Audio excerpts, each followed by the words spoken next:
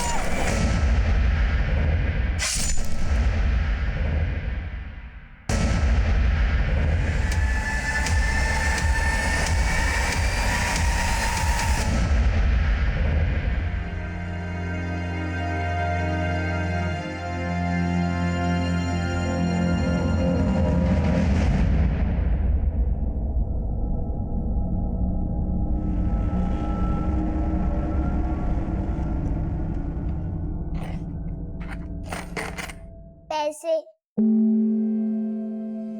देख क्या रहे हो पापा? चलो पैसे डालो मेरे पिगी बैंक में। बेटा आप अपने पापा से रोज रोज अपने पिगी बैंक में पैसे दिलवाते हो, क्या करोगे आप इतने सारे पैसों का? मैं बड़ी होके पेरिस जाऊंगी अकेले। पापा को साथ लेकर नहीं जाओगे? और बेटा वहां पर आप अकेले खो गए तो? जब पापा पुलिस ऑफिसर है तो खोने का क्या डर?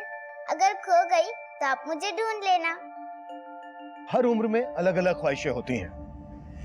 बड़े होने के बाद जब ख्वाहिशें टूटती हैं तो हम समझौता करना भी सीख जाते हैं, लेकिन जब बचपन में ख्वाहिश टूटती है तो समझौते की खुराक इतनी आसानी से हजम नहीं होती। ये केस रियाना की एक ऐसी टूटी ख्वाहिश का दर्द था जिससे समझौता करना नामुमकिन था। उसकी जिंदगी तकलीफों के अंबार से भरी पड़ी थी। उसके सवालों का किसी के पास जवाब नहीं था। उसकी आप बीती झकझोर कर रख देने वाली थी। महज 12 साल की उम्र में उसके दोस्तों से कहीं ज्यादा उसके दुश्मन, जो उसका नामो निशान तक मिटा देना चाहते हैं। आप सोच रहे होंगे कि ऐसा क्या किया होगा उस मासूम बच्ची ने जो इतने सारे लोग उससे इतनी गहरी नफरत पाले बैठे हैं। रिहाना बेटा आजा, जल्दी जल्दी एप्पल खा लो। रिहाना बेटा आजा। बेटा एप्पल खाने के बाद तुझे दवाई भी तो खानी है।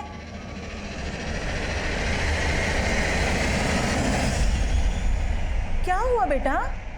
रिहाना क्या हुआ बेटा, क्यों डर रही है? हाँ? रिहाना लग जाएगा बेटा, छोड़। तुम यहाँ के मारते जाओ, मारना चाहता हमको। नहीं बेटा, हमें मारने देते नहीं। अब्बू को बुला, बुआ को बुला। पाटिल साहब लौकर या। बेटा लग जाएगा, लग जाएगा बेटा, बेटा लग जाएगा। रिहाना रिहाना रिहाना रिहाना रिहाना रिहाना पाटिल से रिहाना।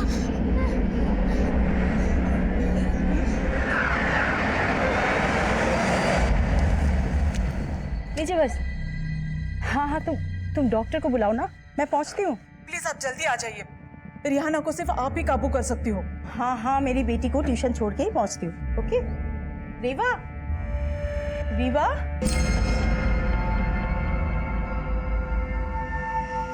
रीवा रीवा रीवा बेटा।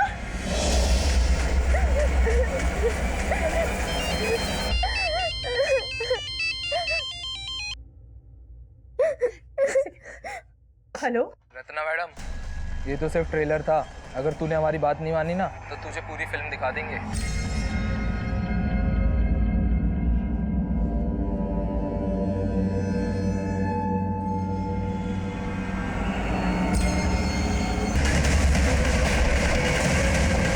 पीछे हटो।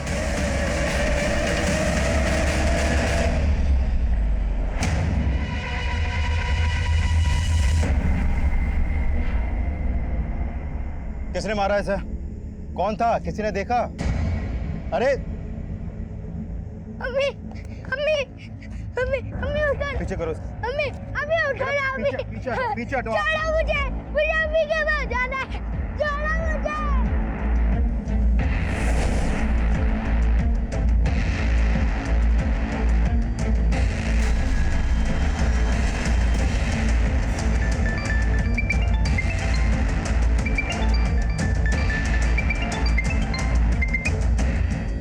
जैन सर, इस केस में मेरी एंट्री शबनम के मर्डर के बाद हुई थी। तब शबनम मर्डर केस रिहाना के केस से जुड़ा माना जा रहा था। यह केस एक ऐसे ह्यूमन एंगल से जुड़ा था जिसमें भूखमरी से लड़ रही रिहाना एक कभी ना खत्म होने वाली लड़ाई लड़ रही थी, और ये लड़ाई उसे वेस्ट बंगाल से मुंबई ले आई थी, और तब मैं भी उसके इस दर्दनाक सफर का हिस्सा बन गया था। जैन सर। जय सर, ये रिहाना केस की फाइल। शबनम मर्डर केस की क्या अपडेट है, पहले ये बताओ। सर, जाहिर है कि शबनम का मर्डर करने वाले उन्हीं लोगों से कनेक्टेड है जो रिहाना केस के सस्पेक्ट हैं, लेकिन फिलहाल कोई स्ट्रॉन्ग एविडेंस नहीं मिला सर। वहां ना तो कोई सीसीटीवी था और ना ही क्राइम सीन का कोई ऐसा विटनेस सामने आया जो उन क्रिमिनल्स के खिलाफ कुछ बोले। सब डरे हुए हैं सर। क्यों डरे हुए हैं? उनके अंदर के डर को निकालना, उन्हें कॉन्फिडेंस में लेना भी तो हमारा ही काम है ना। चलो एक बार को मान लेते हैं कि शबनम को उन लोगों ने टारगेट बनाया जो रिहाना केस में सस्पेक्ट है, लेकिन उन्होंने शबनम को 1 साल के बाद टारगेट क्यों बनाया? रिहाना तो शबनम को 1 साल पहले मिली थी ना।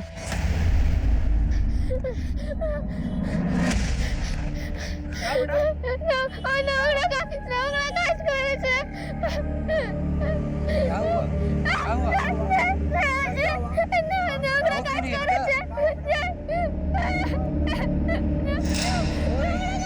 अम्मी अरे बताओ क्या हुआ? हटो हटो हटो हटो। किसकी बात कर रही है?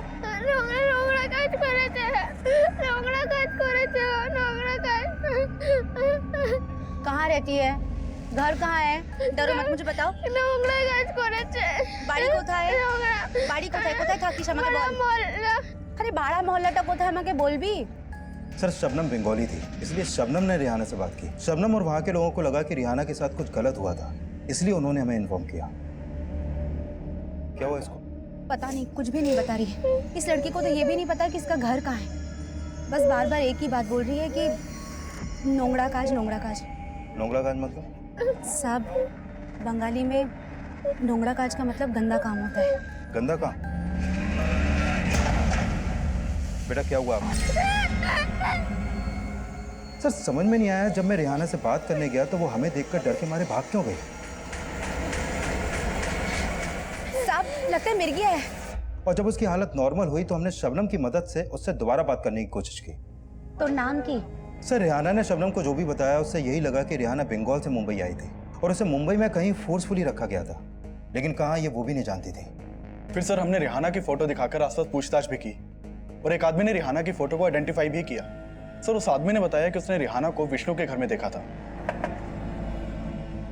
और जब हमने विष्णु से रिहाना के बारे में पूछताछ की तो उसने रिहाना को पहचानने से मना कर दिया। तो तब तुमने विष्णु के खिलाफ कोई ठोस एक्शन क्यों नहीं लिया? लेकिन सर, तब सिर्फ एक गवाह के अलावा किसी ने भी उसके खिलाफ बयान नहीं दिया था, लेकिन बाद में हमने एक्शन लिया था सर। बाद में तुम लोगों ने एक्शन इसलिए लिया था क्योंकि सर्वोदय अखबार के एडिटर ने उस बच्ची पर एक आर्टिकल छापा था। उस आर्टिकल से पुलिस डिपार्टमेंट की कितनी किरकिरी हुई है मालूम है तुम लोगों को? तुम्हारे एक्शन लेने से हुआ क्या? विष्णु तो अब भी फरार है। लेकिन सर, सिर्फ विष्णु अकेला सस्पेक्ट नहीं है। बोल तो ऐसे रहे हो जैसे बाकी सब लोगों का पता लगा लिया। पिछले 1 साल से ये स्केच लेकर घूम रहे हो, और शबनम के मर्डर के बाद भी सेम एक्सक्यूज है कि कोई सामने नहीं आ रहा है, डर रहे हैं सब। रिहाना के माँ बाप उसके घर का पता भी नहीं लगा पाए अभी तक। सर, हम कोशिश कर रहे हैं। कोशिश नहीं, आई वांट रिजल्ट कमल। अब इस केस में कोई कोताही नहीं बरती जाएगी, अंडरस्टैंड?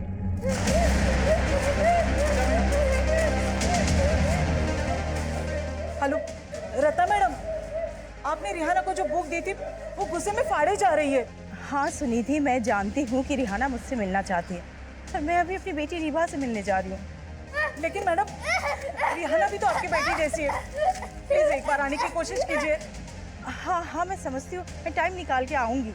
ओके रिहाना, रिहाना बेटा।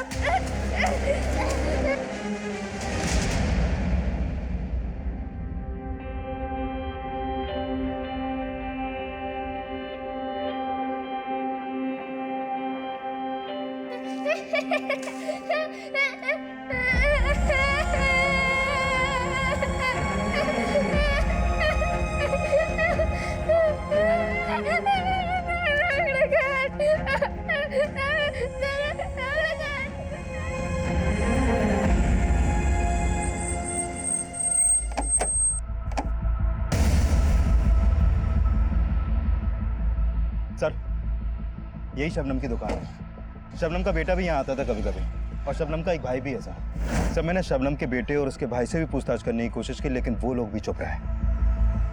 और शबनम की मौत के बाद उसके बेटे को शबनम का भाई अपने साथ ले गया। शबनम का मर्डर दोपहर को 12 बजे हुआ। ऐसा लग नहीं रहा है कि हत्यारों को किसी ने विटनेस ना किया।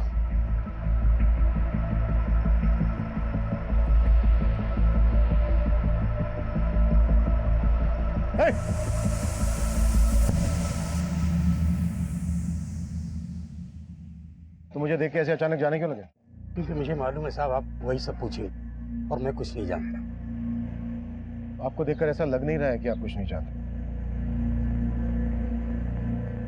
देखिए, आपको डरने की जरूरत नहीं है। आपकी हिफाजत की जिम्मेदारी हमारी है। आपने जो भी देखा, आप जो भी जानते हैं, हमें बता दीजिए। साहब, 3 लोग थे वो, और उन्होंने चेहरे पे कपड़ा लगाया हुआ था, और वो तीनों एक ब्लू कलर की वैन से आए थे और उसी में वापस चले गए। इसके अलावा मैं कुछ नहीं जानता। इस एरिया में आने वाले सभी रास्तों के सीसीटीवी खंगालो। वारदात के वक्त जितनी भी ब्लू गाड़ी इस डायरेक्शन में आई है, इस डायरेक्शन से गई, सबको 0 डाउन करो। शबनम के भाई और बेटे से दोबारा मिलने की कोशिश करो। शबनम से जुड़ी हर बात पता करो। हम शबनम के मर्डर को रिहाना केस से जुड़ा। बेटा, हेलो बेटा, आओ बैठो।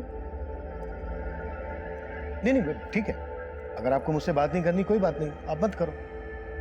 अच्छा देखो बेटा, मैं आपके लिए गिफ्ट लेकर आया हूं। ये लो।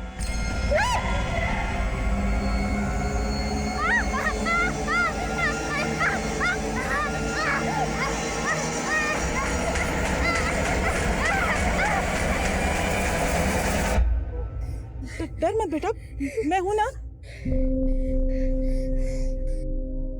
सर, समझ में नहीं आया, जब मैं रिहाना से बात करने गया तो वो हमें देखकर डर के मारे भाग क्यों गई? रिहाना जब भी किसी को पुलिस की वर्दी में देखती थी तो उसकी बेचैनी और ज्यादा बढ़ जाती थी। ये इस केस का एक ऐसा रहस्य था जिसकी असल वजह तब तक ढूंढी ही नहीं गई थी। और सवाल यह भी था कि अगर रिहाना पुलिस वालों को देखकर डर रही थी तो विष्णु ने उसके साथ ऐसा क्या किया था, और वो नोंगरा काज ऐसा क्या गलत काम था जिसका रिहाना बार बार जिक्र कर रही थी। इन सवालों की सतह में कई चौंकाने वाले राज दफन थे, और हमारी सबसे बड़ी लाचारी यह थी कि पिछले 1 साल से रिहाना अपने परिवार से दूर थी, और हम चाहकर भी यह पता लगाने में नाकाम थे कि रिहाना का परिवार तब कहां था। तब हमारी इन्वेस्टिगेशन की अगली कड़ी रत्ना थी।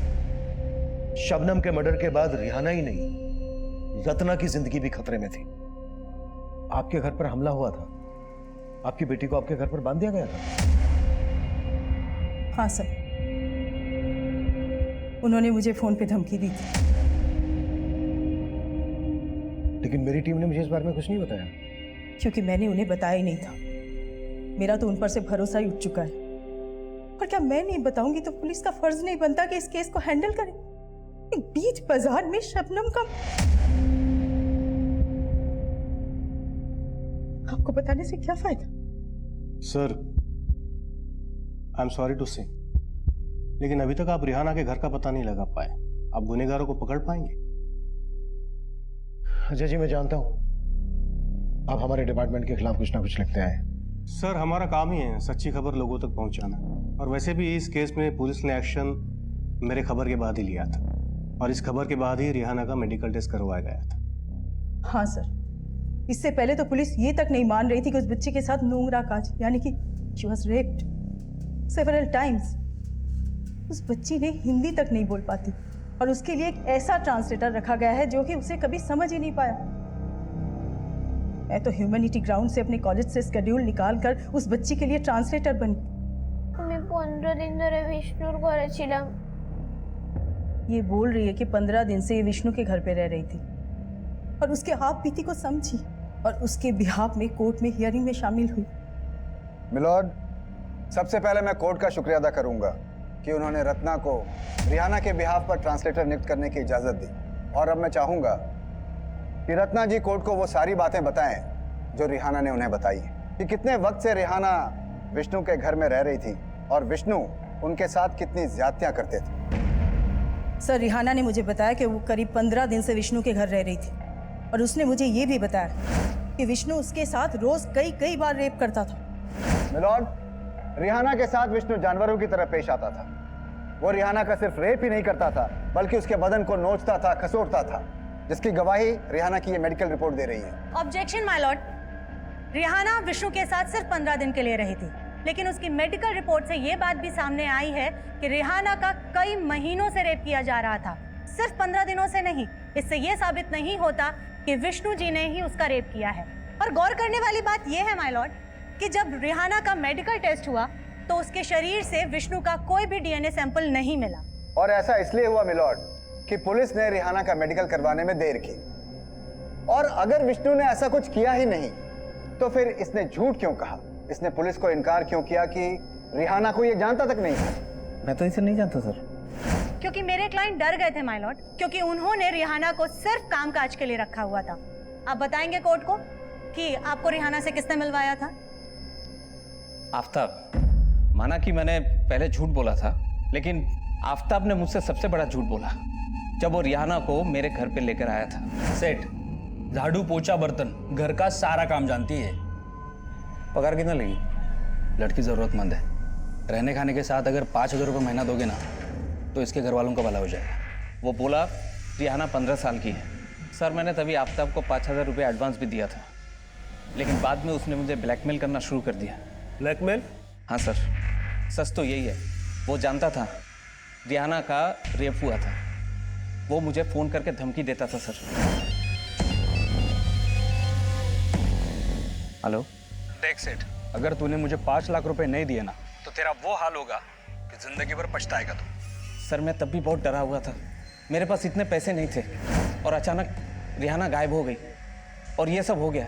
ये जो रिहाना कर रही है ना, ये सब आफ्ताब के कहने पर कर रही है सर। ये सब आफ्ताब का किया धरा है सर।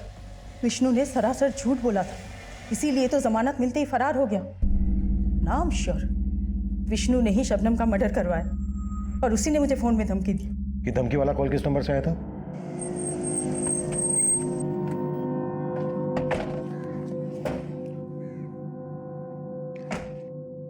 पाटिल, इस नंबर की डिटेल निकालो। सर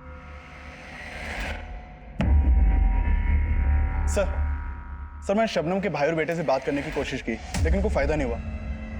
सर, शबनम के बैकग्राउंड में ऐसा कुछ भी सस्पिशियस नहीं मिला जिससे ये पता चल सके कि शबनम के मर्डर के पीछे कोई पर्सनल एंगल हो। रिहाना की फैमिली का पता लगाने के लिए क्या क्या एक्शन लिए गए? सर, मैंने वेस्ट बंगाल पुलिस हेडक्वार्टर में रिहाना की फोटो भेजी थी, लेकिन वहां से अभी तक कोई अपडेट नहीं मिला। कोई अपडेट नहीं मिला तो हाथ पे हाथ रखकर बैठ गए? अब शर्मा झुकाओ इस तरह से, तुरंत वेस्ट बंगाल के लिए निकलो और जब तक रिहाना की फैमिली का पता नहीं चल जाता है वापस मत आना। सर।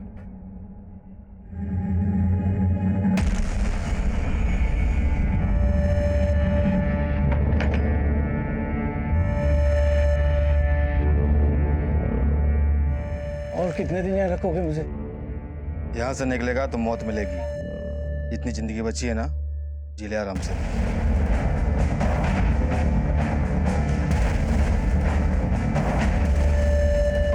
कमिंग सर, मैंने उस ब्लू कलर के वैन का ट्रायल चेक किया जिसमें शबनम के हत्यारों को जाते हुए देखा गया था।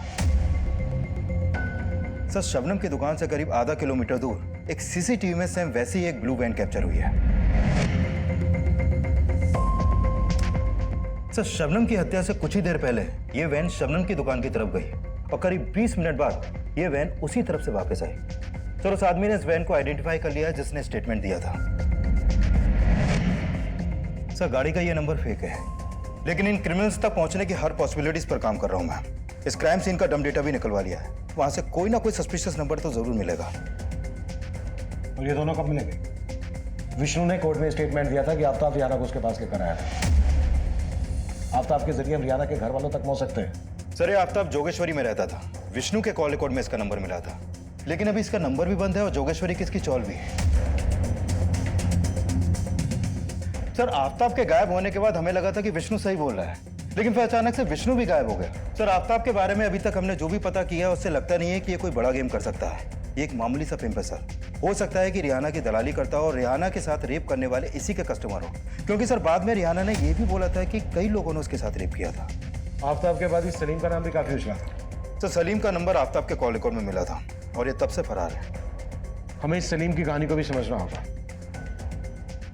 और इस रात से भी पर्दा गिराना होगा कि रिहाना पुलिस की वर्दी को देखकर इतना डर क्यों जाती है। रेहाना, बुआ कोথায় ছিলে? मैं तो यहीं पे थी, लेकिन रीवा রিবা এসেছে?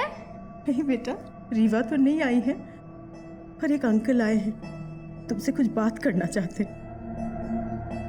बेटा, अंकल सलीम के बारे में जानना चाहते हैं। बोलो तुम्हें তোমাকে আপুর কাছে নিয়ে যাবে, বলো শোনা। আমি গ্রামে ছিলাম, ये गांव में थी, অনেক খুশ ছিলাম। बहुत खुश भी थी। আর তখনই প্রথমবার আমি সালিম ভাইজানকে দেখেছি। और तभी ये पहली बार सलीम से मिली।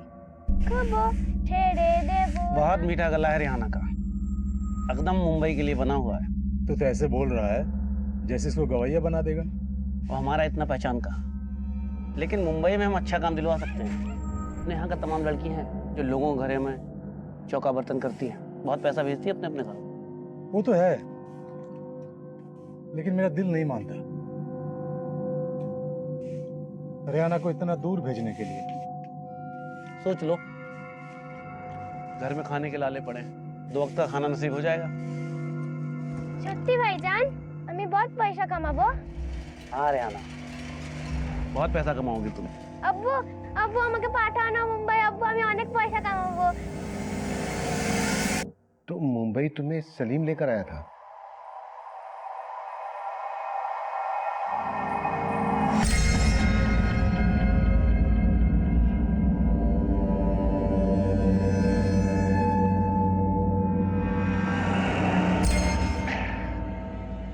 चल तुम्हारा एक फोटो ले लेते हैं, काम के लिए जरूरत पड़ेगी।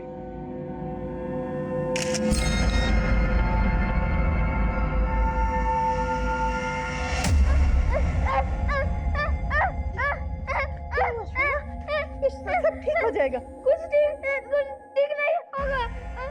আমাকে ঘরে নিয়ে যাও আব্বू, আব্বू सब ठीक करेगा। हमारा अब्बू आएगा। और जब रिहाना ने ये सब कोर्ट में कहा तो उसे किसी तरह इस एनजीओ में लाया गया।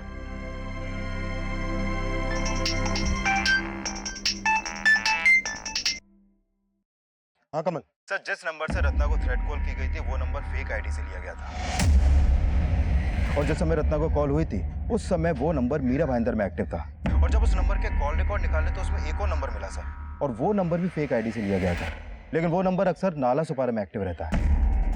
कमल, नाला सुपारा के इस नंबर को ट्रेस करो कि हमारे किसी सस्पेक्ट का नंबर हो सकता है। Okay sir. ओके।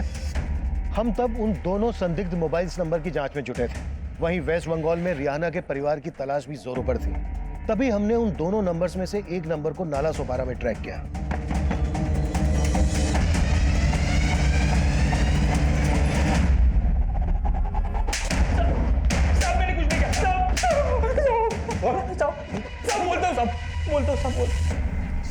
साहब मैं मानता हूँ कि मैंने रिहाना को विष्णु शेठ के घर पे पहुंचाया था, लेकिन सलीम पहले उसे मेरे पास लेके आया था, क्योंकि सलीम जिस मोहल्ले में रहता है उसके पड़ोसियों को पता चल गया कि सलीम रिहाना का रेप करता था।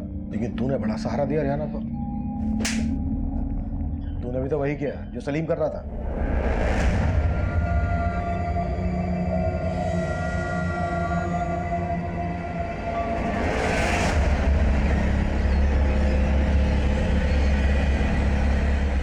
माल तो अच्छा लाया रे तूने।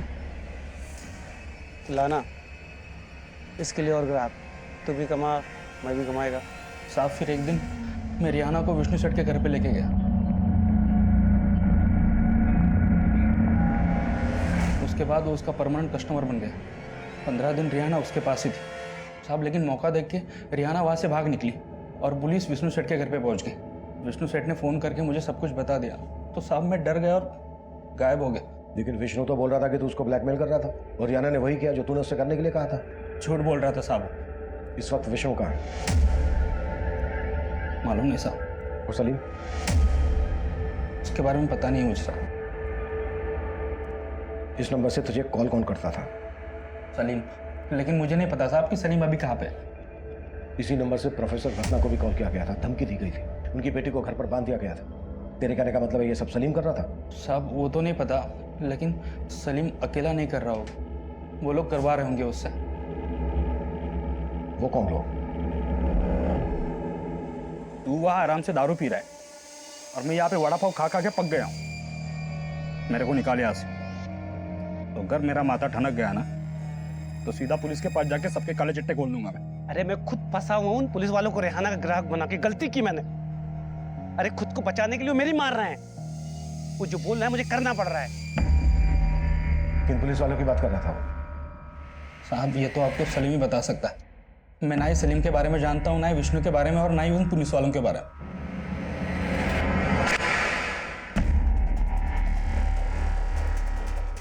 इस केस ने पुलिस डिपार्टमेंट की छवि बिगाड़ के रख दी है। इस बच्ची के साथ पुलिस वालों ने भी।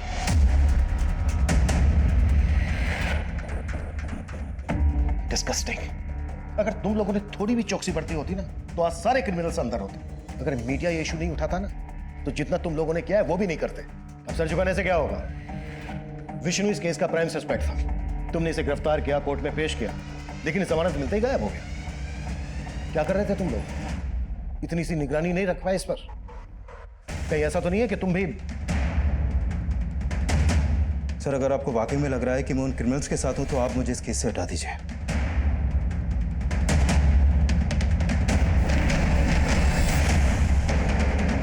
आफ्ताब की कोर्ट में पेशी की तैयारी करो। सर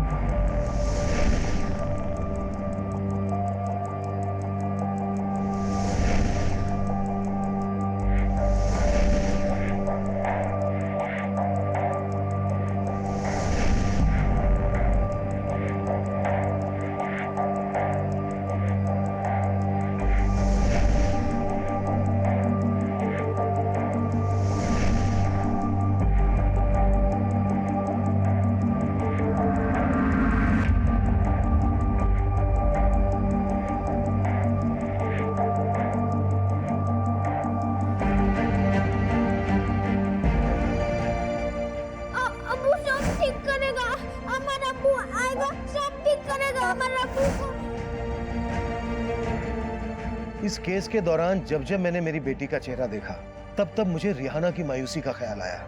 महज 12 साल की बच्ची इतनी तकलीफ में होने के बावजूद इतने लंबे समय तक अपने माँ बाप, अपने घर, अपने भाई बहनों से दूर थी। पर तब मैं ये सोच रहा था कि भले ही उसके क्रिमिनल्स देर से मिले पर उस बच्ची को उसका परिवार जल्द से जल्द मिल जाना चाहिए। लेकिन इस केस में एक और तूफान अभी आना बाकी था, एक ऐसा तूफान जो फिर से सबको झकझोर कर रख देने वाला था। रियाना, क्या हुआ था आपके साथ?